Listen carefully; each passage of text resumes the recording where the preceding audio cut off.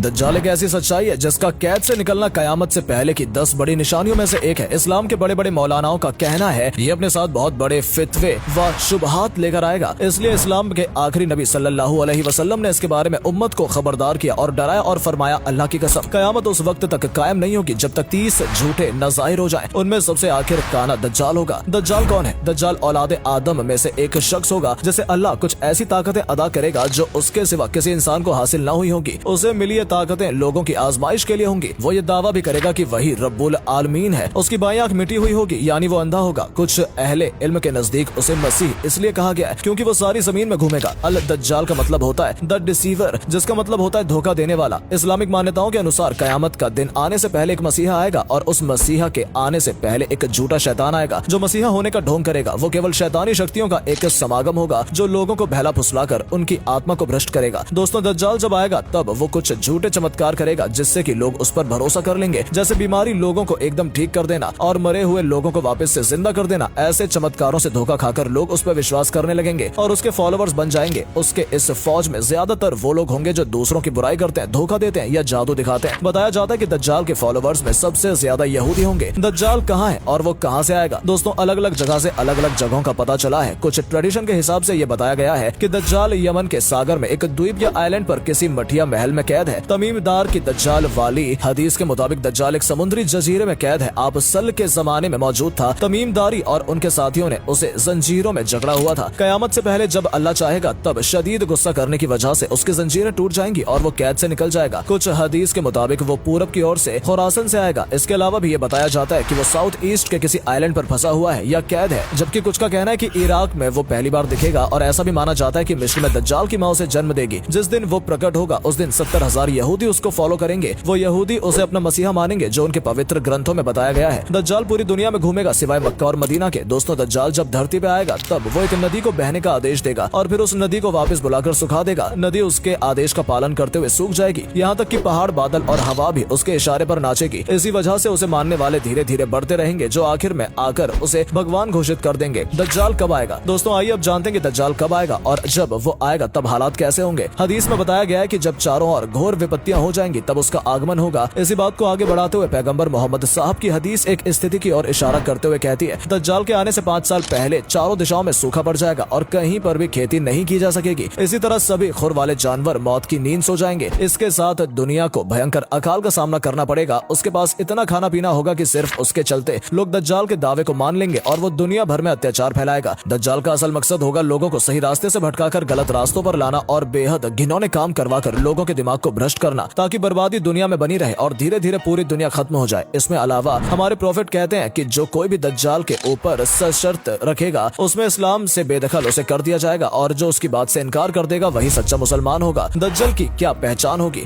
पैगंबर मोहम्मद बताते हैं कि दज्जाल एक आंख से अंधा होगा। वो मजबूत जिस्म और बड़े सर वाला होगा। उसकी दोनों आंखें ऐबदार होंगी, साथ ही उसका कद काफी छोटा होगा। उसकी दाईं आंख अंगूर की तरह फूली हुई होगी और बाईं आंख पर चमड़ा आया हुआ होगा। बाल घने और घुंघराले होंगे। वो काफी सफेद या गोरा होगा और उसकी दोनों आंखों के बीच में काफिर लिखा होगा जो सिर्फ अल्लाह के सच्चे बंदों को ही दिखाई देगा। ऐसा बताया जाता है कि एक अनपढ़ भी उसे देख पाएगा और पढ़ पाएगा अगर अल्लाह पे उसका पूरा यकीन होगा तो। दज्जाल पूरी दुनिया घूमेगा लेकिन चाहकर भी कभी मक्का में नहीं घुस पाएगा। वो मशरिक की तरफ से आएगा और उसका इरादा मदीना में दाखिल होने का होगा, मगर उहद पहाड़ के पीछे फरिश्ते उसे रोक कर उसका रुख सीरिया की तरफ फेर देंगे। दज्जाल पानी और आग के साथ आएगा जिसमें से पानी आग जैसा लगेगा और आग पानी जैसा। जमीन पर दज्जाल की रफ्तार। दोस्तों, दज्जाल की रफ्तार उस बारिश की तरह होगी जिसके पीछे हवा हो। मतलब ये कि वो बहुत तेजी से जमीन पर एक हिस्से से दूसरे हिस्से में पहुंच जाएगा। वो जमीन पर 40 दिन तक फिरेगा। उन दिनों का एक दिन 1 साल की तरह होगा। एक दिन 1 महीने के बराबर और एक दिन 1 हफ्ते के बराबर होगा। बाकी के दिन आम दिनों की तरह होंगे और वो गधे पर सवार होगा। उसके दोनों कानों के बीच 40 हाथ का फासला होगा। वो लोगों से कहता फिरेगा कि मैं तुम्हारा रब हूँ। हालांकि वो एक आंख से काना होगा और रब तो वो खूबसूरती है जिसमें किसी भी चीज की कमी नहीं। इसलिए हम ईमान के मजबूत होंगे और कह सकेंगे कि हमारा रब ऐसा नहीं हो सकता है। दज्जाल के फितने। दोस्तों, दज्जाल के साथ जन्नत व जहन्नम दोनों होगी। उसकी आग असल में जन्नत होगी और उसकी जन्नत हकीकत में जहन्नम होगी। उसके साथ पानी और आग होगी। उसकी आग असल में ठंडा पानी होगी और उसका पानी हकीकत में आग होगी। तुम में से जो दज्जाल को पाए तो उसे चाहिए कि उसकी आग में कूद जाए क्योंकि वो ठंडा मीठा पानी होगा। वो एक कौम के पास आएगा और वो कौम उस पर ईमान ले आएगी। वो आसमान को हुक्म देगा तो वो बारिश बरसना शुरू कर देंगे। जमीन को हुक्म देगा तो वो पैदावार करना शुरू कर देगी। भेड़ बकरियों जब चरकर लौटेंगी तो उनके थन दूध से भरे होंगे। वहीं जब वो एक दूसरी कौम के पास जाएगा तो उस पर ईमान नहीं लाएगी। उसके बाद सुबह जब वो कौम अपने खेतों पर जाकर देखेगी तो फसलें बर्बाद हो चुकी होंगी और जमीन बंजर हो चुकी होगी। वो उस बंजर जमीन को हुक्म देगा तो जमीन के खजाने निकलकर शहद की मक्खियों की तरह होकर उसके पीछे पीछे चलेंगे। दज्जाल जब एक देहाती से कहेगा कि अगर मैं तुम्हारे मर चुके माँ बाप को जिंदा कर दूं तो क्या तुम मुझे अपना रब मान लोगे, वो हामी भर देगा तो शैतान उसके माँ बाप की शक्ल में उसके सामने आ जाएंगे और कहेंगे कि बेटा इनका कहा मानो, यही तुम्हारे रब है। जिसके बाद वो इंसान उस पर भरोसा करके उसे अपना खुदा मान लेगा और उसकी फौज में शामिल हो जाएगा। वो एक जवान को तलवार मारकर उसके 2 टुकड़े कर देगा, फिर कहेगा कि मैं इसे जिंदा कर दूंगा मगर ये मुझे अपना रब नहीं मानेगा। वो मुर्दा उसके कहने पर उठ खड़ा होगा। फिर दज्जाल प्यार से उससे पूछेगा कि तेरा रब कौन है। जवाब में जवान उससे कहेगा कि मेरा रब अल्लाह है और तू अल्लाह का दुश्मन दज्जाल है जो दुनिया के लोगों को सही रास्ते से भटकाकर गलत रास्ते पर ले जा रहा है। दज्जाल से हमें कौन बचाएगा? दोस्तों, जब पूरी दुनिया में बुराई का राज होगा यानी कि दज्जाल का राज होगा तब उससे हमारी हिफाजत आखिर कौन करेगा? इस पर पैगंबर का कहना है कि दज्जाल के आने के कुछ समय बाद ईसा अलैहिस्सलाम आएंगे और वो हल्के से केसर से रंगे होंगे और 2 फरिश्तों के कंधों पर हाथ रखकर उतरेंगे। जब वो अपना सिर नीचे करेंगे तो ऐसा लगेगा जैसे उनके बालों से पानी बह रहा हो और जब वो अपना सिर उठाएंगे तब ऐसा लगेगा जैसे उनके बाल चांदी से सजे हुए होंगे। सुन्नी हदीस के हिसाब से दज्जाल को लोद, जो कि इजराइल का एक शहर है, उसके दरवाजे पर लाया जाएगा और जहां एक बहुत बड़ी जंग होगी जिसमें इसे पकड़ लिया जाएगा। 40 दिनों का 40 सालों के शासन के बाद वो ईसा या इमाम मेहदी या दोनों के द्वारा खत्म कर दिया जाएगा और दुनिया दोबारा से अल्लाह ताला के हाथों में आ जाएगी और चारों तरफ अमन, सुख और चैन होगा। वैसे हजरत ईसा की बात करें तो इस्लाम के मुताबिक ईसा हजरत मरियम की औलाद है, पर क्रिश्चियन का कहना है कि ईसा गॉड का बेटा है और सच तो यही है कि गॉड का कोई वारिस या संतान नहीं होता। इसलिए सच्चाई इस्लाम धर्म में ही नजर आ रही है।